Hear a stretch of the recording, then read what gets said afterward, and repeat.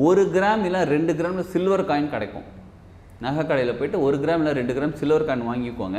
இது எனக்கு பொருளாதாரம் கிடைத்து கொண்டு இருக்கிறதுன்னு சொல்லிவிட்டு நீங்கள் வந்து என்ன பண்ணுறீங்கன்னா, அந்த வெள்ளி காயின் வந்து லெஃப்ட் கையில் வச்சுக்கோங்க. லெஃப்ட் உள்ளங்கையில் வச்சுட்டு ரைட்டு உள்ளங்கையை மேலே இப்படி மூடிக்கிட்டு நான் சொல்லித்தர மந்திரத்தை அப்படியே நீங்கள் மனசால சொல்லிக்கிட்டே இருங்க. அது கூட சேர்ந்து சொல்லி முடித்த பிறகு எனக்கு பொருளாதாரம் தேவையான பொருளாதாரம் எனக்கு கிடைத்து கொண்டே இருக்கிறது அப்படின்னு மனசார சொல்லிக்கிட்டே எத்தனை தடவைன்னு கேட்குறீங்களா? ஒரு 108 தடவை. ஆனால் கவுண்ட் பண்ணாமல் சொல்லணும். அது எப்படி 108 தடவை கவுண்ட் பண்ணாமல் சொல்லணும்? நீங்கள் உங்கள்கிட்ட சொல்லுங்கள், நான் 108 தடவை கவுண்ட் பண்ணாமல் சொல்லணும், சொல்லி முடிச்ச பிறகு அமைதியாகிடுன்னு சொல்லுங்கள். பூஜை ரூமில் உட்காந்துக்கிட்டு அது எப்போ வாங்கணும்? அந்த வெள்ளிக்காய் முக்கியமாக கவனிச்சுக்கோங்க. அந்த வெள்ளிக்காயின் சுக்கிரன் கிழமை அன்றைக்கி வெள்ளிக்கிழமை அன்றைக்கி சுக்கரவாரில் மத்தியானம் 1 to 2 போய் வாங்கிட்டு வந்துடுங்க.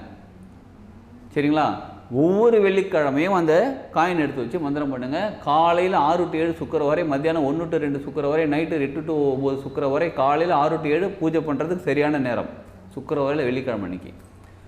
இதை பற்றி நீங்கள் இன்னும் நிறைய டீட்டெயில் தெரிஞ்சுக்கணும். எப்போ எந்தெந்த ஹோரை நடக்கு, என்ன ஹோரையில் என்ன கிரகத்தை நடக்கும்போது, என்ன சுவாசம் இருக்கும்போது, என்ன சரம் இருக்கும்போது, என்ன விஷயம் தெரிஞ்சுக்கணும், என்ன செய்யணுன்றதை தெரிஞ்சுக்கிறதுக்கு நீங்கள் அதுக்கான கிளாஸ் இருக்குது. டிஸ்கிரிப்ஷனில் கான்டாக்ட் நம்பர் கான்டாக்ட் பண்ணுங்கள். இப்போதைக்கு நீங்கள் என்ன பண்ணுங்கள், வெள்ளிக்காயினை வேறு உள்ளங்கையில் வச்சுட்டு அமைதியாக உட்காந்து கண்ணை மூடி உட்காந்து நான் சொல்லிக் கொடுக்குற அந்த மந்திரத்தையும் நீங்கள் சொல்லிவிட்டு சுவிட்சோடையும் சொல்லிவிட்டு அதுக்கப்புறம் எனக்கு பொருளாதாரம் கிடைத்து கொண்டு இருக்கிறது அப்படியே மனசார அமைதியாக வச்சுட்டு இந்த காயினை ஒரு அழகான குட்டி பாக்ஸ்லாம் குட்டி கவரில் போட்டு எப்பயுமே உங்கள் கூட வச்சுக்கோங்க. உங்கள் பர்ஸில் வேலெட்டில் வச்சுக்கோங்க.